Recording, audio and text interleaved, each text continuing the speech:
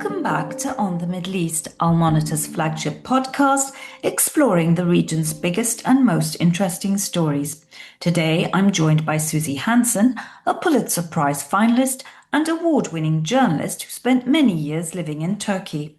Her latest book, From Life Itself, Turkey and Istanbul in the Age of Erdogan, offers one of the most insightful and compelling accounts of President Recep Tayyip Erdogan's extraordinary 24 years in power. Through the voices of ordinary residents of an Istanbul neighborhood that long supported him, Suzy traces the political, social, and cultural forces that have shaped modern Turkey. The conventional wisdom is that Erdogan will not relinquish power for as long as he remains physically and mentally capable of governing. But Suzy argues that Turkey has always defied easy predictions. She suggests that Erdogan's grip on power may now be waning, not least because his most avid supporters feel he has ceased to be one of them. So welcome to our program, Suzy. It's so great to have you here with us today. Thank you so much for having me, Amber, and it's wonderful to see you. Yeah, after 2 decades. Long And so time. much has happened in between, and you describe it so marvelously in the book. Really, you capture so much of this really, really complex country that even I, as a Turk, have so much difficulty understanding and conveying it through these very colorful but deeply flawed characters, yet who are also very likable, and your affection for them really seeps through the book, which really makes it so much more special. Now, today is the 10th anniversary of the failed coup against Erdogan. And of course, you describe that in your book, and then what happens thereafter, where you really see Erdogan kicking into high gear, repression sort of really ratcheted up, and full consolidation of power in a very ugly way that again you describe, and how it's felt, especially in Istanbul, the city that you obviously love every bit as much as I do. And so my question to you, Suzy, is given all that's happened since, a question that everyone is now asking quite loudly, in fact, is whether a democratic transition, a change of power in Turkey is still possible through the ballot box. What's your assessment?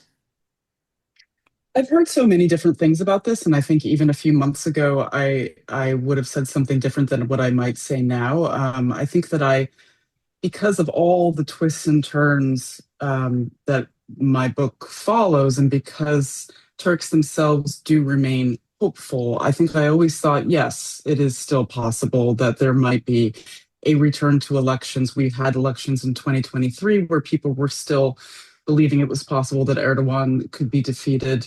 In 2024, obviously, people really asserted their vote, their feelings, their anger, against the AKP, and so it did seem as if we were, be part of a country that could still be surprising through elections, especially because people value their vote so much and value elections so much. But I think the recent months, the last year, have really challenged this notion a lot.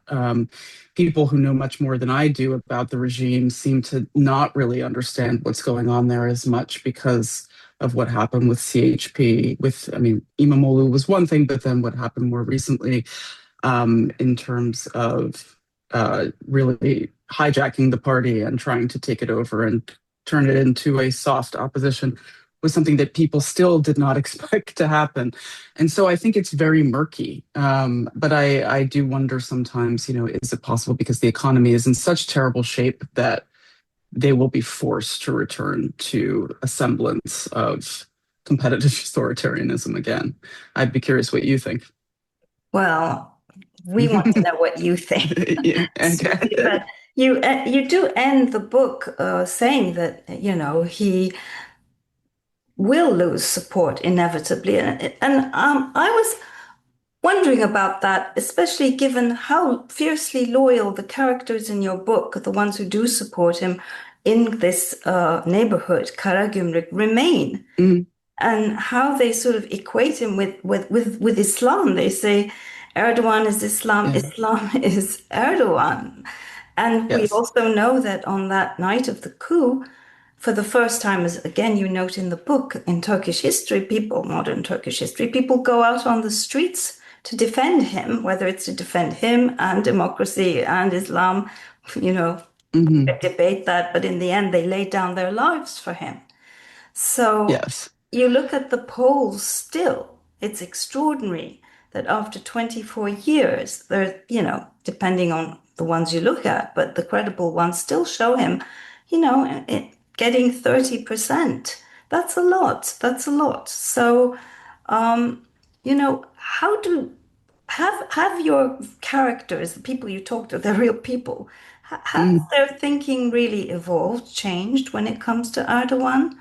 Or are they still like where they were when you first started talking to them about him? No, I think that the people who very much admired Erdogan were grateful to Erdogan for allowing them to have this new freedom with their Islamic identity, their Muslim identity, their very religious identity. So I have a character named Murat, who is a barber, who's in the Ismail Brotherhood, and people like him and the imam in the neighborhood and people in that community obviously they see him as a democratic revolution. They see him as someone who delivered them a much better life, and they see themselves in him, and so their self-esteem is tied to him through the religion and through the identity and through the pride of that identity, and really a feeling of liberation. And I think they saw 2006 today, July 15th, 2016, as another day of liberation. And we will never go back to what was before. I think that the supporters who admired him for the prosperity that he brought to the country are absolutely devastated. I think that their own self-esteem has cratered because they no longer have the country, they no longer have the future that they had been promised. They don't have the future for their children that they had been promised. And so these were people who, of course, were Muslim, they pray, but they were not as much. Attached to him in the form of the Islamic identity, but more this what he had done for Turkey in terms of the economy, in terms of mega projects, and also on the world stage. Now, of course, on the world stage, he continues to really impress people. So, since the last time I spoke to Hussein, who is another character in my book, I mean, he was really, as I described, a shell of a man by 2025. That's how heartbroken he was about what Erdogan had become. And for the first time, he was talking about what happened to journalists, what happened to academics, and a lot of this kind of democratic repression that, of course, had started decades before. But it was the economy that really, brought him that. I think that, as always, and you know this very well, that people still need someone else to present them with an alternate vision. And because they did not have that person for a long time in their minds, they didn't have a new candidate that they felt could do a better job than Erdogan. They just, by default, always thought it was better to have the person rather than someone. And I think that you must be fascinated by this too, just what he has made of himself as a global leader, what kind of effect that has on domestic politics and voting. I've never seen anything like it. It's extraordinary. Of course, he's a very charismatic man. When I traveled with him and I listened to him speak, especially in Islamic capitals, as I once noted in a column, I was ready to join a sort of jihad with him, with him leading with the Islamic banner on his white stallion. He's a very compelling character, yes. But as you said, there is this very harsh reality of the economy really being in meltdown. I mean, the cost of living basically has gone up, shot up. But when you speak of the world stage, and you make this point in your book too, also, you know, um, the global environment has also made it much easier for him to shine. We're in an era where people like him get away with so much. When you have somebody like Trump in the White House, he's been extraordinarily lucky. The war in Ukraine, of course, once again, shone a light on Turkey's geostrategic importance, as did Hmm. subsequently the conflict in Iran. Um, so, yeah, he's very lucky. But I guess my question is to you, it's very speculative, but can you imagine a situation where people actually go into the streets because there's no path other than that to change power? Or do you think we're just going to have to wait for him to, those of, people who want him to go, that wait for him to go, Hmm. I mean, I to heaven personally do now? think, yeah, I personally do think it's possible because, as we've seen many times in history, it's always an unexpected catalyst that causes people to go out into the streets. You never really know what it's going to be. And I think I never thought there was going to be a military coup in Turkey again, or it hadn't been, on a lot of people's minds at that point in 2016 when it happened. There are a lot of surprising events that we can't predict, and I don't see why that wouldn't be possible in Turkey. I think one thing that in again recent years, I mean, it's been going on for a long time, but it seems to have really sped up, is that you do see a lot of young people leaving, young people giving up. But I don't know if it's necessarily them who would have been they were out in the streets for Imamoglu, but I do think there is a contingent of probably men who can no longer support their families, get married, survive, see a future, see a way out. They don't have an ability to move to Europe, or where you could sort of see this kind of anger rising up again. So I do, of course, think that that's possible. I haven't been there that much in the last couple of years to really understand the fear factor around that, but we've seen people be very brave in the past. In Turkey, they are very brave. So Well, you saw that comedian, most recently, I know. who seemed to inspire a lot of people to sort of brought down the wall of fear by in his act saying, Erdogan's a Yes. dictator and other, very open, overt jibes at Erdogan. And we've seen Hmm. reaction to that. But I mean, would you agree that the one group that would be the most tolerant of pain, who have the highest threshold for pain, the Kurds, he's managed to co-opt, at I mean, least for this is now? not necessary. Yeah, for now. This is, very much your area and not as much mine, but how much has he managed to co-opt them? I don't know. That could also, as we have seen over the many, many years, and this is always the extraordinary thing about Erdogan, is he's just been around so often to be able to keep switching alliances and changing can he manage to continue to do that with the Kurds or not? I mean, will they at some point, or will his needs be distracted toward another group at some point because of geopolitics, because of world affairs? I mean, I'm not really sure. So, yeah, I don't know. I mean, what would you say?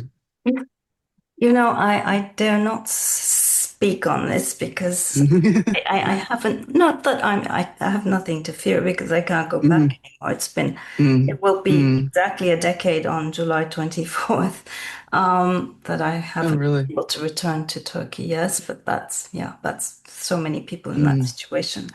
Um, I frankly don't know. It's almost accepted that he'll be around forever. When I talk to pollsters, they say to me, I mean, ones I really respect, mhm. they say, just brace yourself. He's not going anywhere. This Well, is this is you have something to I accept was. this. And it's very intriguing to me that you, Susie, who has spent so much time, who speaks the Mm, language, who's spoken to so many people, who, unlike mm, so many colleagues, has actually spent real time in Ankara. mm, I find it very interesting that you do question, the inevitability of Erdogan remaining in power until he dies. So I want to hear more from you about that. mm. I think it was. So you have this experience as a reporter where you're living there, you're living in it, you're reporting as you go along, but then when you're writing a book, then you have to sit down and put together all of this information and create a narrative out of it, and sometimes that narrative looks different than what you lived through or what you were able to register at the time.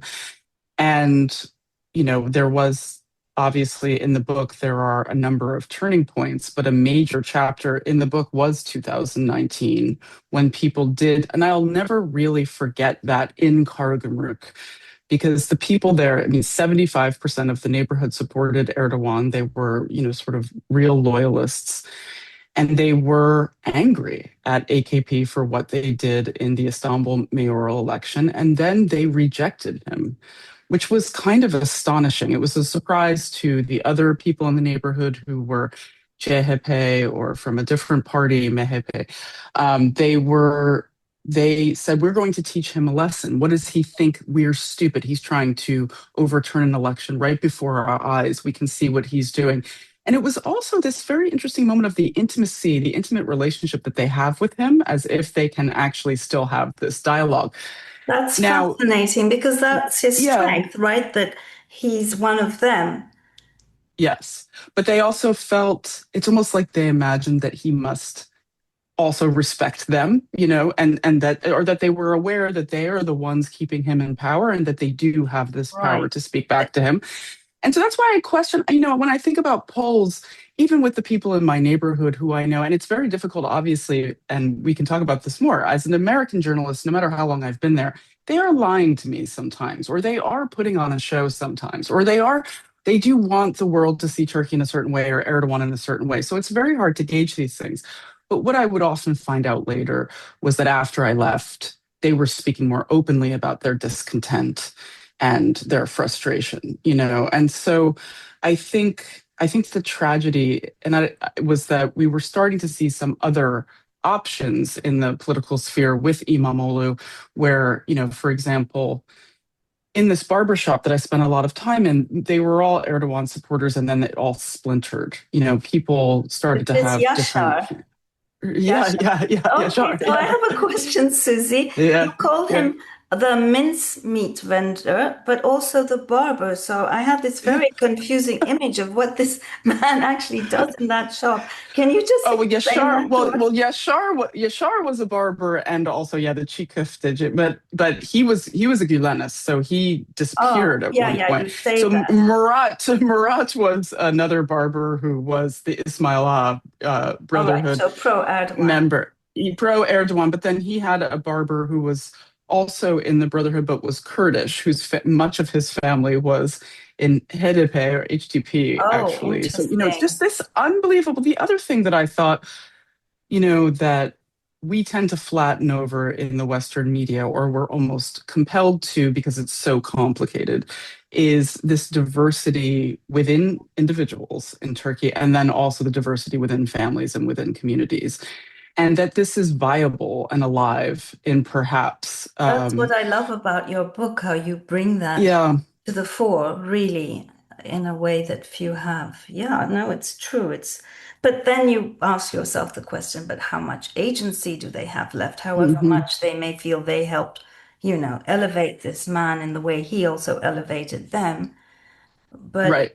having elevated them, he's now taking them down because the economy is in just such dire straits, as you said. But, what you said about lying was fascinating because Turks do have an obsession of wanting sort of vindication of them being sort of super hospitable, kind, hmm hmm warm-hearted, generous people, and they'll always ask you, you know, is what do you think of Turkey? Isn't it the greatest yeah. place on the planet, etc. So when you're having the conversation with Ismail, the Muhtar, about what had happened to the Greeks, he seemed to, you know, express a lot of regret about what had happened in a way that I wasn't expecting. It was very open that horrible things had happened and that they had added so much to society, to the life of the place, and things Yeah. were worse for their absence. Do you really think that that was genuine, or was it meant for you as a foreigner? At first, I questioned that. I say in another instance where Hussein is also telling me about how much they love their Christian neighbors, or they have loved Christians, I kind of thought was basically for me because they assumed I was Christian, or that. But with Ismail, I mean, again, this is the benefit, the virtue of staying with someone over a long period of time, Totally. because I had some of those concerns in the beginning, but it just bore out over time that because of first of all, he would say those things in front of people, and in front of a lot of different types of people. And then he would also keep saying it. I mean, throughout the course of the 10 years, he kept saying it. And also, I mean, I think you can sort of tell from I mean, a lot of my book is just taking the transcripts and translating them and putting them directly into the text. And you can sort of, I mean, the rhythm of his language and the way that he told stories was so incredible. I mean, you almost didn't have to touch it because he had such music and rhythm and passion to the way that he spoke. But you can feel how real it was. I mean, he's really angry about what happened to them. But then I say, because I did want to kind of probe deeper into the psychology, he's also so upset and angry about the elimination of the Greeks or the expulsion of the Greeks and the Armenians and the Jews and all of that because of what replaced them in Hmm. Istanbul. It's not all pure. The thing that's also very interesting about these characters is that their prejudices and their modes of acceptance are very surprising. So they might dislike this minority, but prefer this minority or whatever. So, in his case, I think he very much saw himself as a keeper of Istanbul. I'm an old Istanbulu person, even though Right. he's not like from the supposed whatever we call it, Kemalist elite or whatever. He wasn't, but he saw himself as a real city person. And then all of these migrants come in who bring their so-called backwards ways and their religion, their new style of religion, and Erdogan, right? So they replace these people that he now has this nostalgia for because they were more modern, and that was the Christians and the Greeks. And so, we'd have to go back and ask Ismail at age 15 how he felt. We don't really know. But It's interesting, but it suggests, so, however, that on the one hand, while you have this full-blown authoritarianism, coming back, and I'm so glad you made the point that authoritarianism didn't start with Erdogan. It's been there yeah, since Ottoman times. But that at another level, people, ordinary people, quote unquote, are evolving, are changing, yes, and their minds perhaps are growing more open. And I'd like to understand your thoughts on the Syrians. I mean, mm, obviously, that's one of the starting points of your book and the yeah. violence that's exercised against them. But were you expecting much worse violence, Susie, against them? Yes, and I think we saw much worse violence in the rest of the country and almost throughout this period. I mean, I have to tell you, because I have a page at one point in the book where I just recite headlines about Syrians in the Turkish newspaper because I used to just have a Google alert on Syrians, Suriyeli, in Turkey and in the Turkish press because there were so many either accidents where people were dying or acts of violence, fights, whatever. And if you really followed it over 7 years, as I did, it was incredible how much death and violence there was in the Syrian community. And so I don't want to in any way downplay that. I also know from Syrian American reporters, Syrian friends, that all along the southern border of Turkey, those communities were suffering horrifically, especially after the economy took a downturn. I think in Istanbul, you could kind of cut out your little pocket of existence and sort of hide and fade into the city a little bit more. But certainly because of what I knew about a prejudice that Turks tend to have about Arabs and sort of a resentment, the resentment of their presence and what it reminded them of. And then also that could be a way of being angry at Erdogan as well. I definitely thought it was possible that there could be a greater outbreak I was expecting this outbreak of violence. On the other hand, I do want to say it also was surprising to me the extent to which they had folded the Syrians into their neighborhood. And I might myself be a little rosy. I mean, I might see Istanbul through rose colored glasses sometimes because I love it so much. But these little neighborhoods do tend to reinforce a kind of neighborliness or just, Well, you had, um, for every person who attacked them, you had someone like Hussein who yes, defended them and who questioned why they were doing that. or Um, helped them with their services or helped them get yeah, by. I mean, it wasn't all uniform in any way, shape, or form. So I did want to make that clear, but over time it got worse. I guess. the thing is that that didn't get reported enough. I mean, you just didn't see very much about the violence. It was just the way it seemed was that these were just more the exception than a sustained pattern of violence against Syrians, and that you didn't have sort of the kind of mob attacks that you had against the Greeks. I guess what preceded it was so terrible with the Armenians and the Mhm. Greeks, that this seemed like almost like unexpectedly mild in comparison. I think it was. I mean, I think that, what makes Erdogan very interesting in terms of the group of autocrats that he's lumped into is that his rhetoric was different in the beginning of this refugee crisis. He had a different outlook on migration, on the migrants, on the and of course, he very um, cleverly and sometimes grotesquely used them to his advantage, but he was also able to take advantage of that population. I mean, if you go step by step in terms of first how he used them to say, look at me, I'm a big man taking them in, but good for him because lots of countries did not. And then sort of using that to say, I mean, I can remember to the international aid community, we will take care of these refugees ourselves. We don't need you. You will not tell Turkey what to do. I mean, it was the beginning Well, that in sovereignty 2012 thing is of always that there. sovereignty thing. Yeah. And but I think it was really surprising to Geneva from what I've heard. And then to use them against the European Union. And then, almost to this day, And then um, want to become big buddies with Assad again at the end. yeah, yeah, yeah. I mean, but because he had that bargaining chip, he was able to kind of constantly do these maneuverings. I think it makes him different about, he saw migration differently than other right right wing leaders. But I And mean, it's just you fascinating. you you like people like Hussein, Ismail, right? One gets the impression you like the man, the Muhtar, who you spend most of your time with, sitting in his office and sort of being a fly on the wall at the same time, engaging him, of course. I did. I mean, I think on some level, someone once told me I often write very polemical, critical pieces as well of individuals, and I can get very angry and upset. I think you can tell that I get very angry and upset at Erdogan by the end of the book. But someone about writing about people, this editor told me, you have to first love everyone, even if you decide they are terrible. When you write about them, you have to first love them.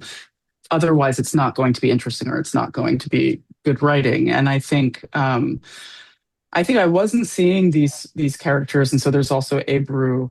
Um, Oh, yes, who runs for the yeah, Muhtar son. Okay, another question. I mean, I'm getting in yeah, the weeds here and I want yeah. people to read the book, but just to satisfy my own. Do you believe her when she says her husband isn't Roma? Because one gets the impression you don't, because you repeat her saying it so many times that it sounds like you don't really believe it. I think that in that neighborhood, in Karagumruk in particular, first of all, there's an atmosphere of constantly questioning whether or not someone is Roma, really, and whether or not they're Yeah, lying yeah, about yeah. it. And so Oh, by the that's way, very people much a thought question. I was Roma in Oh, Turkey. did they? Oh, yeah, Did they? Well, and I mean, yeah, yeah, and the Mutar says that about, that people thought his wife was Roma because she had very dark hair and she yeah. has this like very beautiful tan skin, and even as an older woman, it's like very, yeah. And so, I think that was always going on. I think that yes, and I mean, I don't know if we should say this on the podcast, but I can tell you for your knowledge, I do think that I think it's unlikely that someone would just happen to have been friends with all of the Roma, Yeah. but it just But really it speaks to speaks something. But volumes they also, about people her, also having to speculated. deny it. Is it's just the self-denials, like the guy who wrote the most sort of almost racist Turkish national anthem was a Kurd. Right, right, the So self-denial, the all of this covering self-denial. up. Yeah, a lot of And covering she up. she herself was, people speculated that she was, and she would talk about her blue eyes. I think that this is race and It's the color are things identity issue. It's such a big yeah. thing in Turkey. And you end the book saying that his supporters haven't made peace with themselves. And do you mean peace with their identity? Is that what you're getting at? Or I, Well, I think that, and I don't know if you have where you are on this general arc of the development of Erdogan and his history and his population, and what he was addressing when he first came to power versus where he is now. And because I was there in 2007, and I have, you know, in my first book, I have a mea culpa about being a bit taken in by Erdogan and then sort of coming to realize what was really going on there. So I was not, I was like many Western journalists in that way, at least for a little while. But, I do think that in the beginning, it did feel as though he was addressing totally. issues for religious people that were real, and that liberals, even leftists in Turkey, recognize that as well, and that if you're going to talk about a country becoming a really democratic country, you have to enfranchise everyone. It's not to say the religious community suffered more than other communities, like I would say the Kurds and the leftists obviously in history, but he was addressed. We didn't, I mean, we called him a populist, but it wasn't the same way that everyone, I don't think it was all made up grievance based populism like Trump. You know what I mean? To some degree. I mean, he tapped into some things that were real, but a lot of it was And not. unlike And Trump, he came actually from a very humble background. yeah, exactly. And he had an experience in the city being sort of feeling of left behind. And so, I mean, it's a very compelling and interesting story.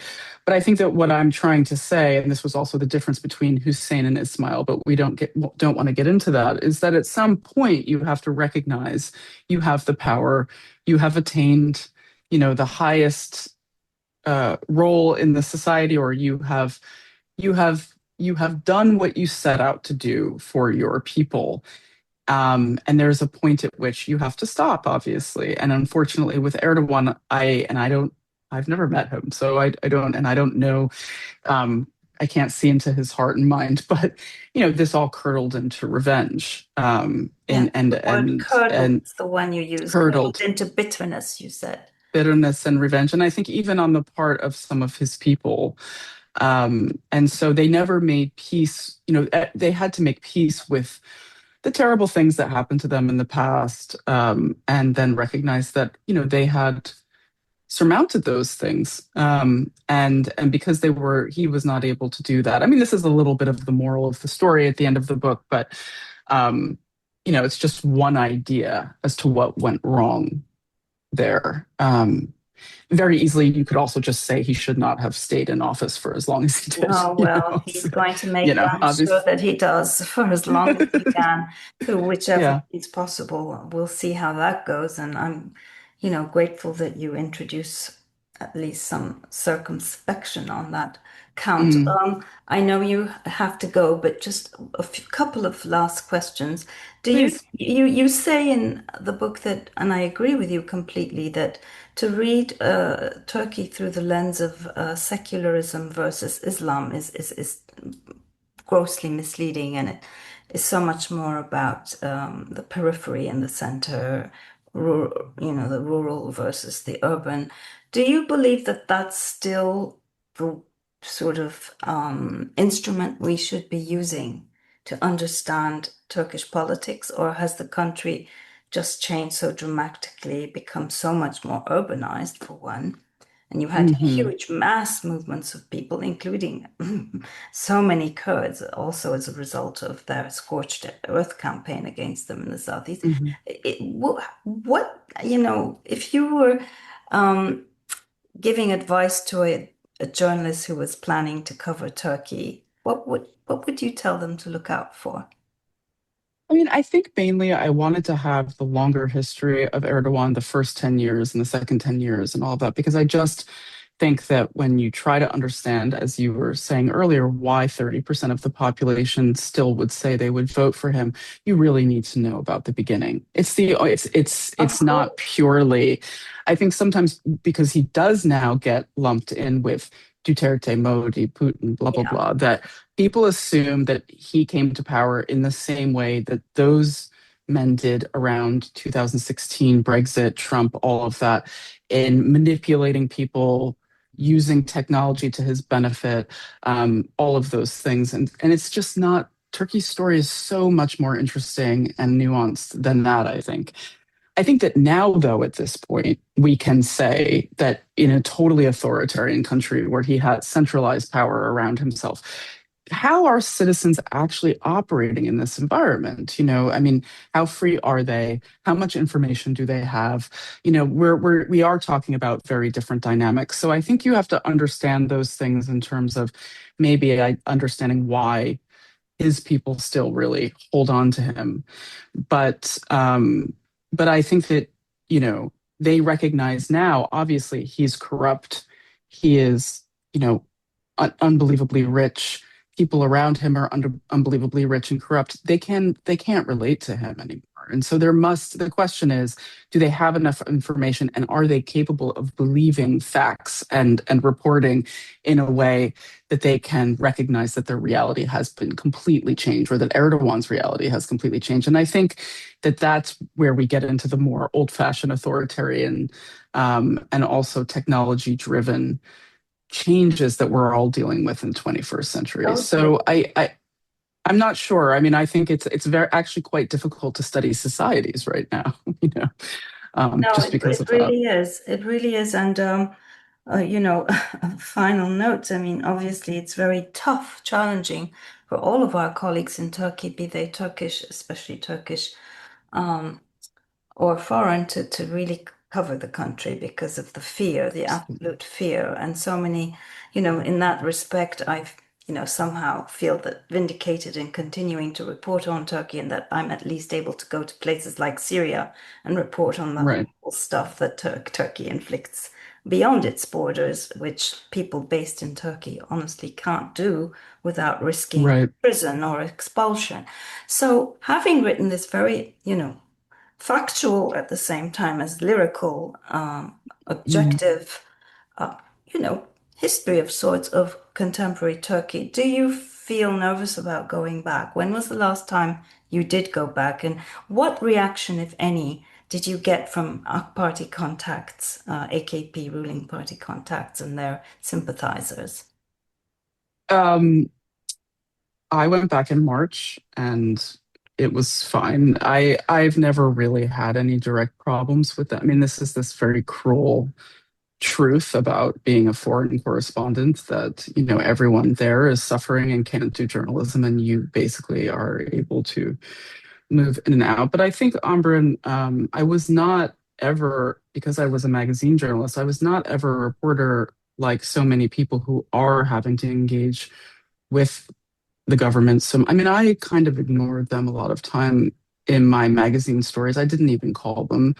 Um, and so, I don't know if I was really on their radar. I mean, I'm sure Mhm. because it was the New York Times, but I don't think that I was very important to them. And so it does seem as Well, though you will be now, because the Turkish, this is a reference book for Turkish politics, by far one of the best. So kudos thank again you. to you, Suzy. And this brings us to the end of this podcast. I hope you enjoyed my conversation with Suzy as much as I did. And for more in-depth reporting on Turkey and the rest of the region, please go to our website www.al-monitor.com. Goodbye.